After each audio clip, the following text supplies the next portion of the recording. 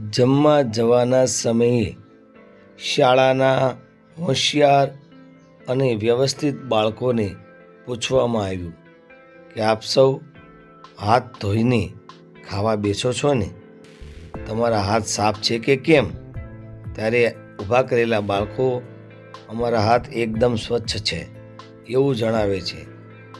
ત્યારે ભાઈ શ્રી વિશાલભાઈ દ્વારા એમને એક પ્રયોગ કરી બતાવવામાં આવે છે. શાળાના ફિલ્ટરની અંદરથી શુદ્ધ પાણી, તાજું પાણી લાવીને એમને બતાવવામાં આવે છે.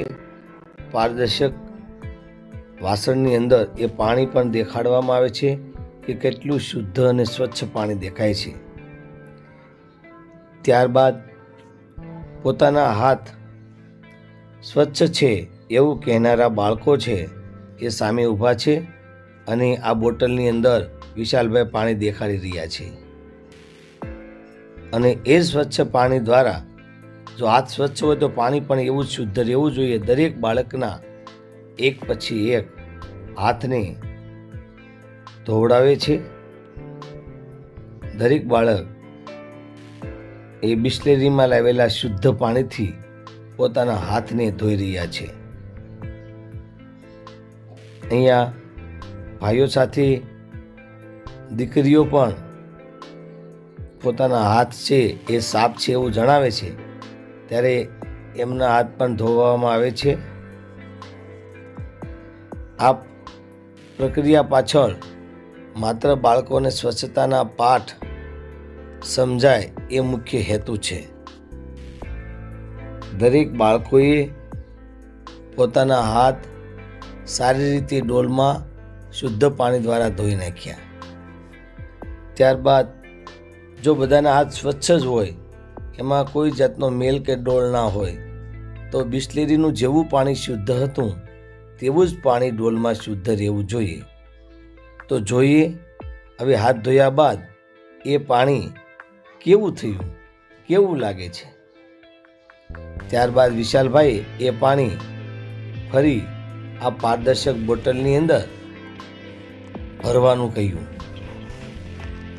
જોઈએ છે આ પારદર્શક બોટલની અંદર એ પાણી પહેલાં જેવું જ શુદ્ધ દેખાય છે કે કેમ, પીવા લાયક છે કે કેમ, તે અહીંયા જોવા મળશે. થોડી જ વારમાં એ બોટલની અંદર ભાઈ શ્રી કેવલ પાણી ભરીને લાવ્યો. આપ જુઓ છો એ પાણી બોટલની અંદર ભરવાની પ્રક્રિયા શરૂ છે. બાળકો બધા જોઈ રહ્યા છે.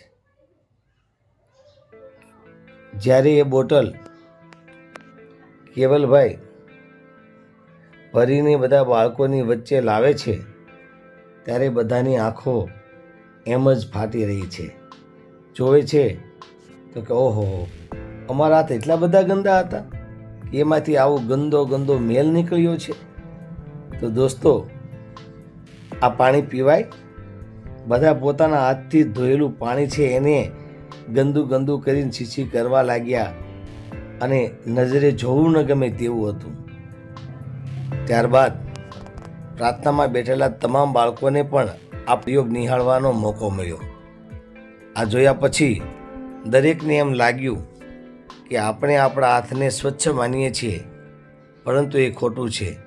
ત્યારબાદ ભોજનને સમયે મેં જોયું તો આ મૂલ્ય જે છે એક પ્રયોગ દ્વારા પકડાવવામાં આવ્યો.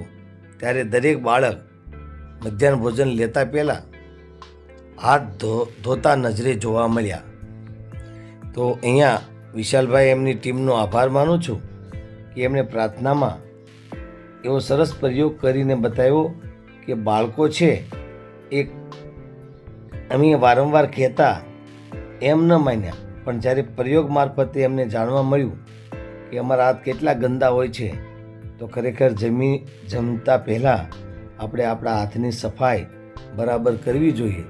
એ પ્રયોગ અહીંયા સફળ થતો હોય એવું જોવા મળ્યું. દરેક બાળકો પોતાના હાથ ધોઈને જમવા બેસે છે. એ કોઈને સૂચના નથી આપવામાં આવી કે તમે હાથ ધોઈને જ જમવા બેસજો, પણ આ પ્રયોગ જોયા પછી અહીંયા લાઈન લાગેલી અને બધા બાળકો હાલ બપોરનું મધ્યાહન ભોજન લઈ રહ્યા છે. આભાર વિશાલભાઈ એમની ટીમની.